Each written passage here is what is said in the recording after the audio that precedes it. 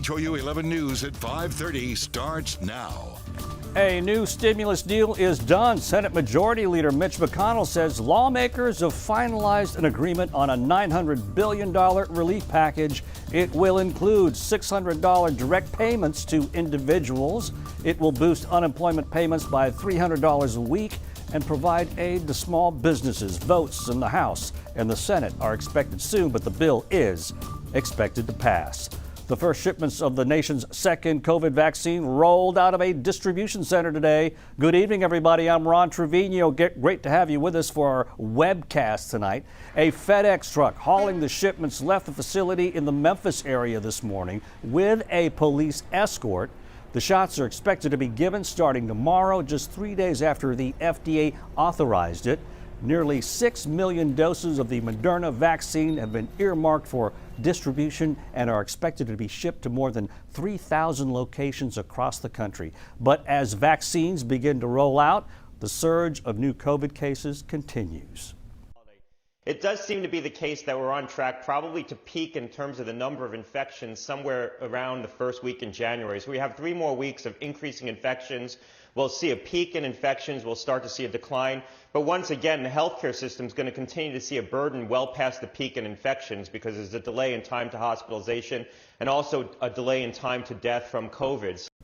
The city of Houston reported 900 new COVID cases today, bringing the city's total infections to 110,445. More than 1,500 people have died. A CDC panel voted today on its recommendation for who should get this next round of vaccines.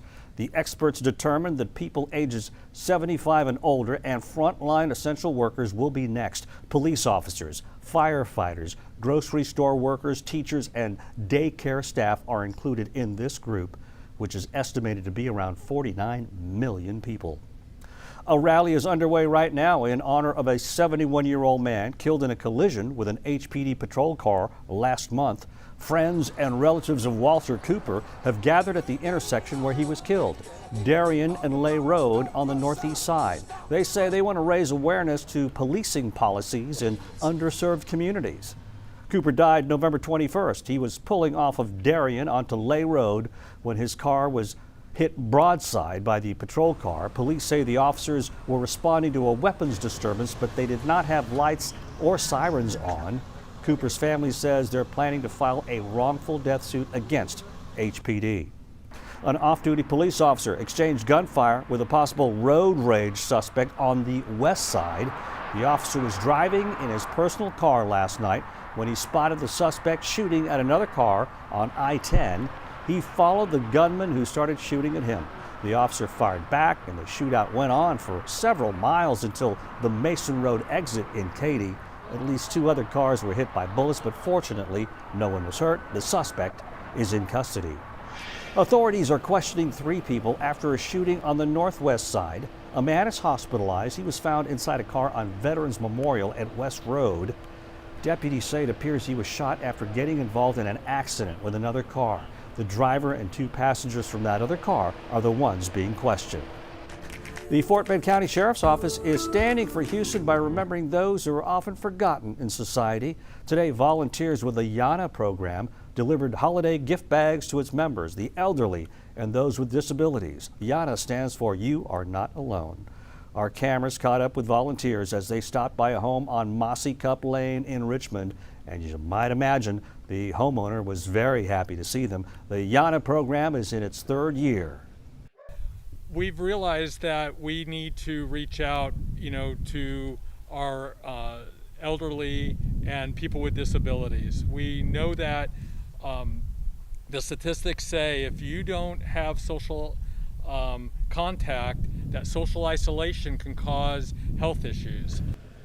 Now, if you or someone you know would like to sign up for it, just go to the Fort Bend County Sheriff's Office website and look under programs. Time now for a check of the weather. Blake, simply gorgeous today. Boy, it's noisy in your house. It certainly is it? Is it a little noisy? Well, I don't know what that could be, but But I can give you the weather, and you know what? I was just taking a peek out my window here, just over my left shoulder, and you know what? The skies are perfectly clear out there. So tonight would be a great night to witness the conjunction. Of course, it comes together tomorrow night on the 21st, but tonight they're going to be pretty close together as well. Of course, we're talking about the alignment of the planets, Jupiter and Saturn coming together for the Christmas star. You're going to want to look to the southwest sky pretty much in the next hour or so as it's getting dark. And again, this is the closest they've been in 800 years. So certainly something that we are going to witness over the next 24 hours that is just really pretty stunning.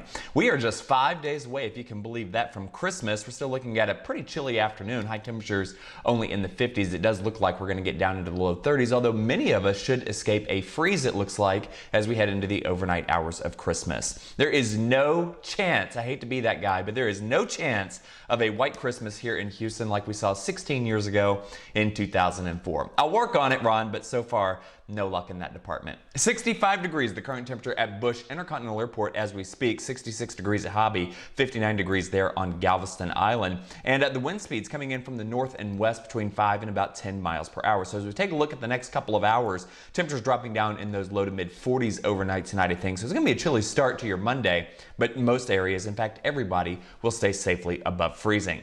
Nationwide, not too much going on. A fairly quiet day. We've got some rain across Georgia, but temperatures very unimpressive for this time of year. It's very, very warm. A very La Nina pattern shaping up here with, look at this, 50 right now in North Platte, Nebraska.